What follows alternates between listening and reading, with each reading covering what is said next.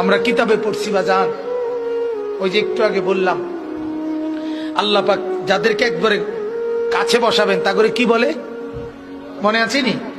নবীজি বলছে আনা মিনাল মুকাররাবিন।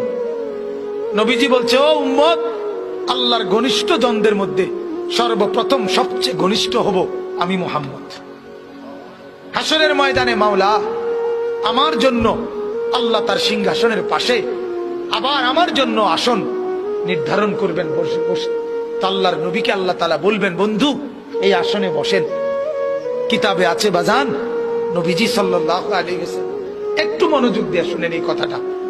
আল্লাহর নবী নিজে আয়েশা, নবীর জন্য যে আসন সিংহাসন হাসরের মাঠে, নবীজি আয়েশা এটার সামনে এরকম হাত রাখবেন, হাত, কিন্তু বসবেন না। আল্লাহ তাআলা বলবেন, বন্ধু এই আসন তো আপনার জন্য বন্ধু।